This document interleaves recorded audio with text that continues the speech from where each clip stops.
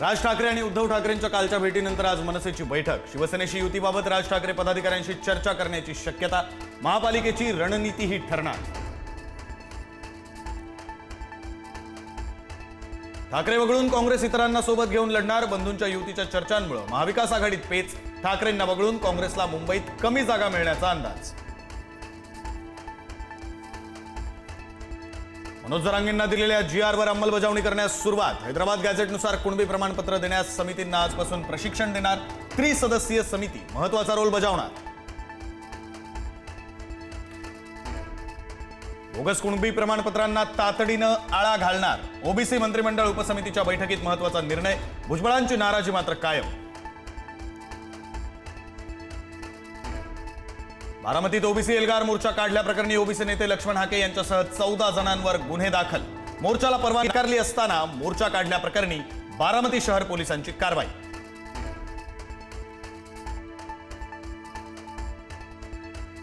राज्यातील काही महत्त्वाच्या प्रकल्पांसंदर्भात आज देवेंद्र फडणवीस यांच्या सह्याद्री अतिथीगृह इथं बैठका. दुपारी 12 वाजल्यापासून बैठकांना सुरुवात होणार. बहुचर्चित फोन टॅपिंग प्रकरणी पोलीस महासंचालक रश्मी शुक्लांविरोधातील मानहानीचा दावा रद्द. काँग्रेस नेते नाना पटोलेंनी दाखल केलेला मानहानीचा दावा न्यायालयानं ठरवला अवैध.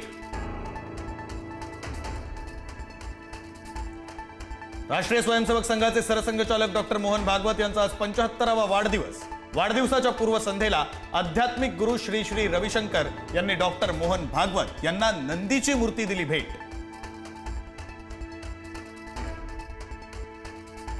संघाच्या 100 वर्षांच्या प्रवासातील मोहन भागवत यांचा कार्यकाळ सर्वात परिवर्तनकारी कालखंड. सरसंघचालक मोहन भागवत यांच्या 75व्या वाढदिवसानिमित्त शुभेच्छा देताना पंतप्रधान नरेंद्र मोदी यांच्याकडून गौरवोद्गार. नेपाळमध्ये लष्कर रस्त्यावर. राजधानी काठमांडूत संचारबंदी. कर्फ्यू लागू झाल्यानं शहरात तणावपूर्ण शांतता परतण्यास सुरुवात.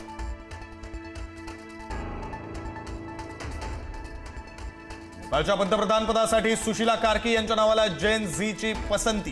कार्की या नेपाळ सर्वोच्च न्यायालयाच्या पहिल्या महिला न्यायाधीश. काशी हिंदू विद्यापीठाच्या माजी विद्यार्थिनी असल्यानं भारत नेपाळ संबंधांना नवी दिशा मिळण्याची शक्यता. नेपाळमध्ये महाराष्ट्रातील 150हून अधिक पर्यटक अडकले. मराठी पर्यटकांसोबत उपमुख्यमंत्री शिंदेंनी फोनवरून साधला संवाद. पर्यटकांच्या परतीसाठी प्रयत्नशील असल्याचा दिला दिलासा.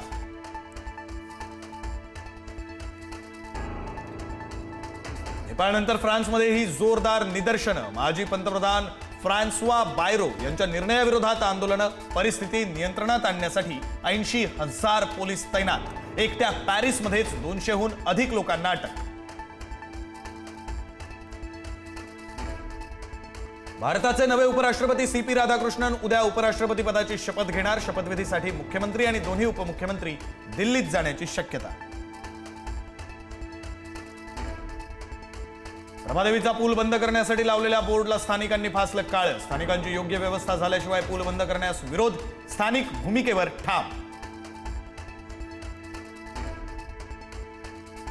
PUC नसल्यास पेट्रोल मिळणार नाही. परिवहन मंत्री प्रताप सरनाईक यांचे आदेश. प्रदूषण टाळण्यासाठी लादले नवे निर्बंध. विमानाप्रमाणेच आता रेल्वेतही प्रवाशांच्या सामानाला 35 किलोंची मर्यादा. रेल्वे स्टेशनवर होणार सामानाची तपासणी. जास्त सामान असल्यास 6 पट दंड.